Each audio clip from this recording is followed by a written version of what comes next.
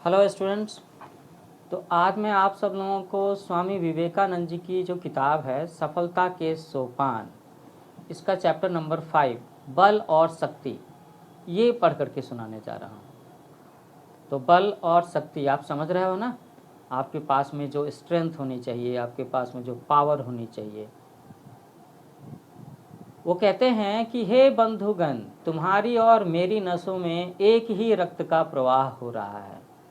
तुम्हारा जीवन मरण भी मेरा भी जीवन मरण है।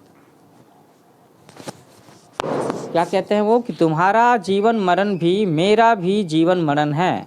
मैं तुमसे पूर्वोक्त कारणों से कहता हूँ कि हमको शक्ति, केवल शक्ति ही चाहिए। तुम जो कुछ कहोगे, तुम जो कुछ सोचोगे, तुम वही हो जाओगे। यदि तुम अपने को दुर्बल समझोगे तो तुम दुर्बल हो जाओगे, वीरवान सोचोगे तो वीरवान बनकर जाओगे। तुम जो कुछ बल या सहायता चाहो सब तुम्हारे ही भीतर विद्यमान है, सब तुम्हारे अंदर ही मौजूद है। अतएव इस ज्ञान रूप शक्ति के सहारे तुम बल प्राप्त करो और अपने हाथों अपना भविष्य गढ़ डालो।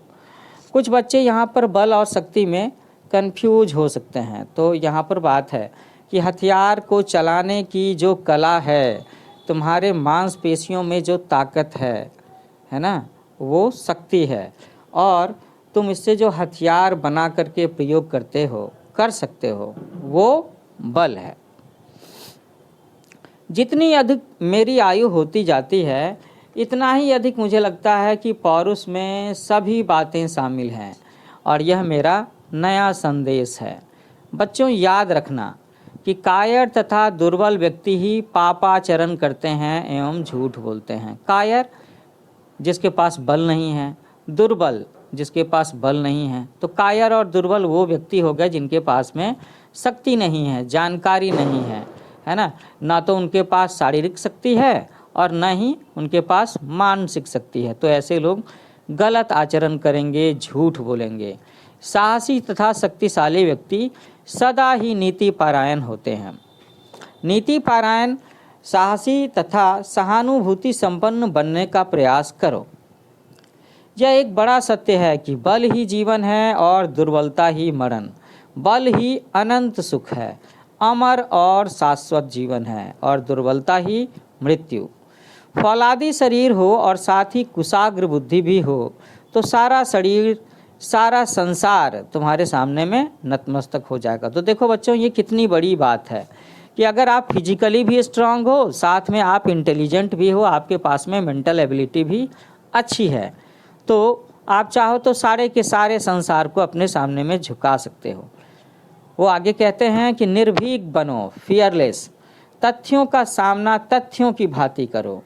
अशुभ के भय से विश्व में इधर उधर ना भागो। यहाँ पर अशुभ का भय आप समझ रहे हो ना, कि अक्सर लोग सोचते हैं कि अरे ये बुरा हो जाएगा, तो ये नहीं होगा, तो ऐसा गलत हो जाएगा। तो इसके बजाय ये सोचना चाहिए कि ये अगर काम हो जाएगा, तो अगर मैं ये सुंदर काम कर लूँगा, अगर मैं इस चीज़ का अच्छे से प्रयास कर लूँगा, अगर मुझे इसकी सफलता मिल जाएगी तो क्या करूँगा आगे, ऐसा सोचना चाहिए।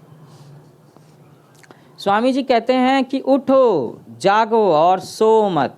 सारे अभाव और दुख नष्ट करने की शक्ति तुम में है। इस बात पर विश्वास करने से ही वो शक्ति जाग उठेगी।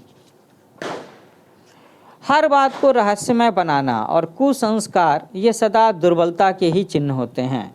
ये अवनति और मृत्यु के ही चिन्ह हैं, इसलिए उनसे बचे रहो। बलवान बनो, अपने पैरों पर खड़े हो जाओ। अपने पैरों पर खड़े होने का मतलब है आत्मनिर्भर बनना, सेल्फ डिपेंडेंट बनना।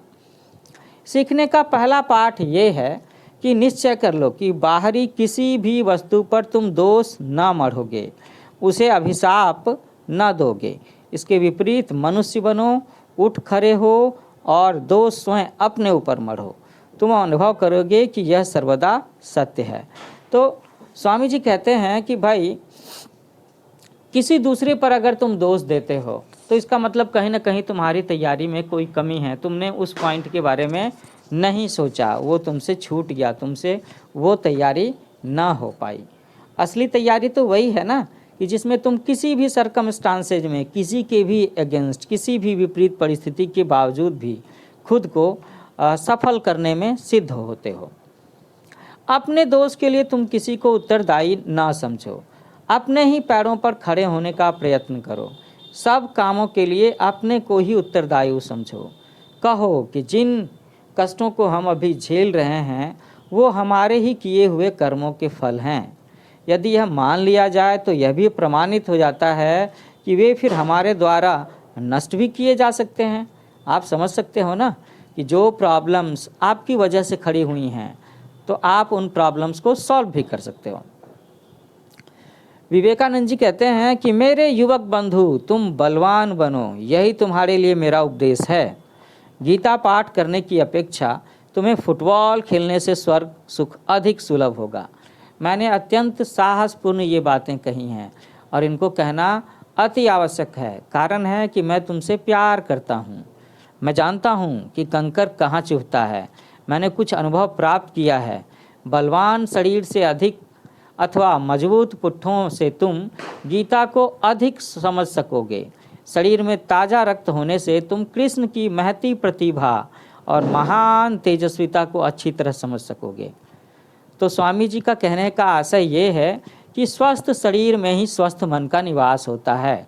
तो तुम्हारे शरीर का स्वस्थ होना बड़ा जरूरी है, तभी तुम इस पृथ्वी पर ज़्यादा से ज़्यादा दिनों तक जीवन जी सकोगे और अपने लिए या समाज के लिए कार्य कर पाओगे।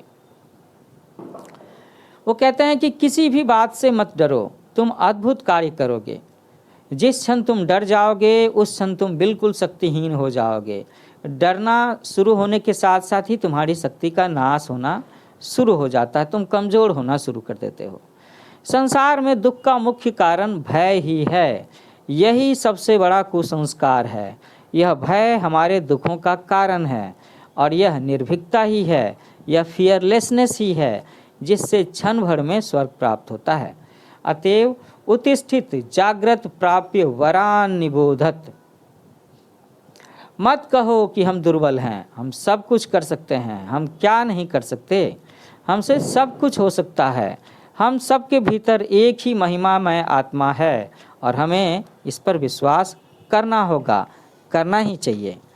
तो बच्चों, इसके साथ ही ये चैप्टर 6 यहाँ पर ख़त्म होता है। अब जल्दी ही मैं आपके लिए चैप्टर 6 लेकर के आऊँगा जिसका नाम है आत्मविश्वास। और अभी अभी मैंने जो चैप्टर फिनिश किया उसका नाम था बल और शक्ति। सो तब तक के लिए happy learning with new age coaching.